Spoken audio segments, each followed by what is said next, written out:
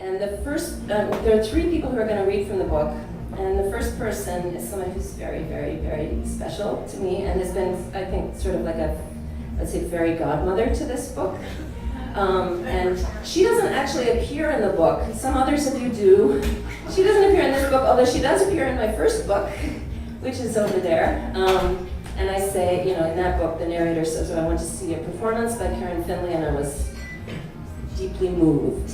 And that's actually me saying that. And you know, everybody in this room knows how special Karen is, but she's also been, aside from being an artist that is a constant inspiration to me, she's also just been a really supportive and wonderful friend in helping this book come out. She did really generously, and she's so great. And Karen's going to read a little something from the book.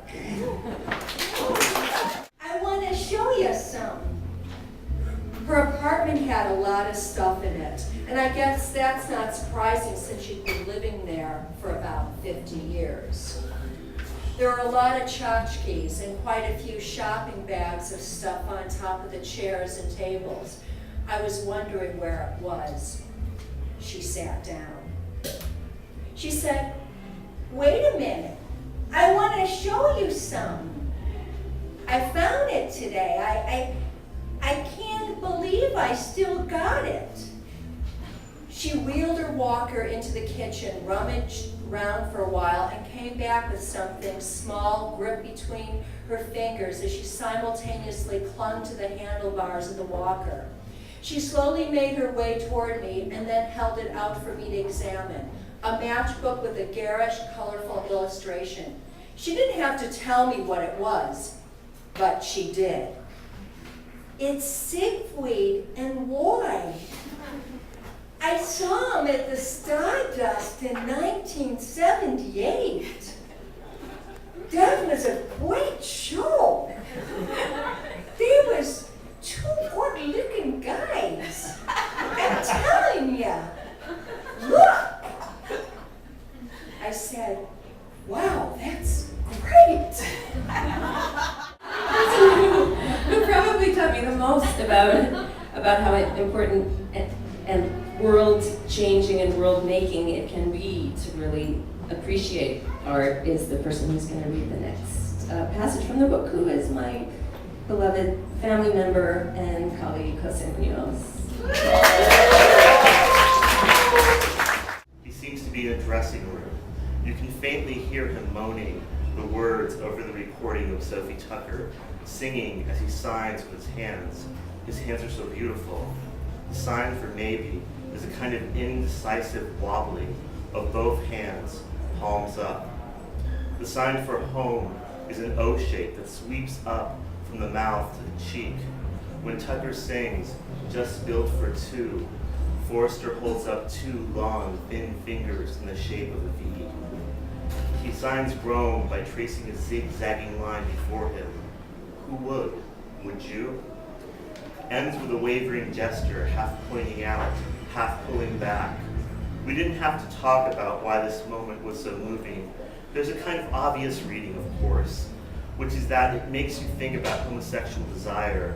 Sophie Tucker's voice may say that Forster can only signal mutely, but I don't think that's the heartbreaking thing about it. If you look at the comments on the YouTube version of the dance, you see somebody called Sagavacha posted, quote, "Nice, made a drunken single lady cry, such longing and nostalgia." It's not just for the gays. I think it's more about the lack of an object of desire. That song is about the desire for desire, a love object that doesn't exist, desire that doesn't exist. Someday he'll come along, the man I love. Someday, right now, Lutz Forster is wobbling his empty hands, zigzagging an aimless trail, wavering his extended thumb and his pinky finger before him in some vague question in the conditional. Who would? Would you? Of course, you can take all this with a grain of salt. You will remember the original title of my dissertation. My advisor warned me that Derridian analyses are really passé. Everybody's moved on to Ugandan and Batu.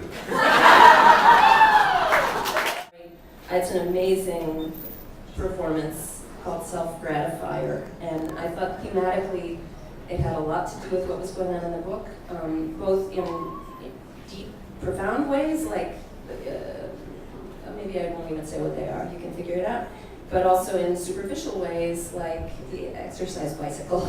So it turned out to be, I think, the perfect image for the book. I love it, and I love Nurse and Sister, and she's going to read for us. Kind of tilt their heads and look at him. He's on one knee with his left leg extended before him, and he seems to bow his head down to Carolyn Brown, maybe sadly, maybe respectfully.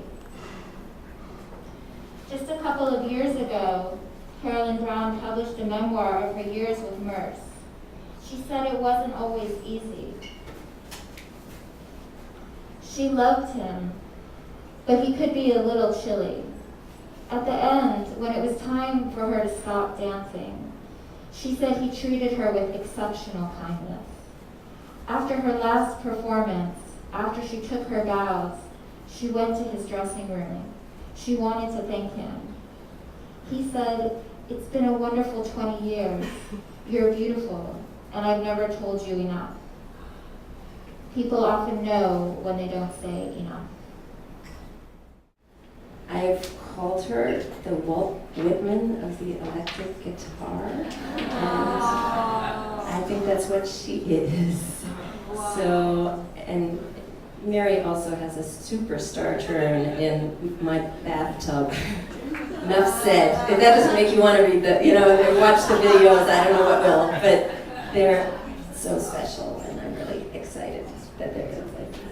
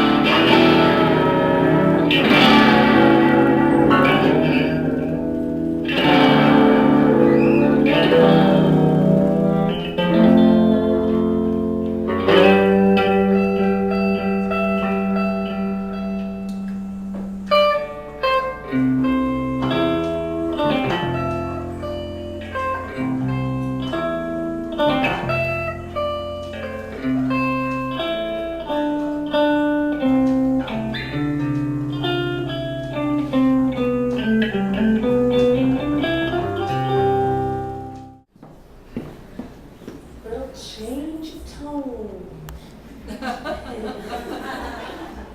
Something quiet. And people come.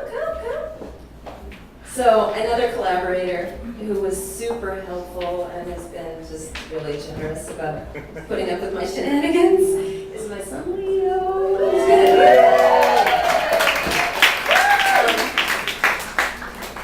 Who's another virtuoso musician in my life. I love my life. And Leo's gonna play a little something that he played. Anything I should say, Leo? It's Sati. It's Sati.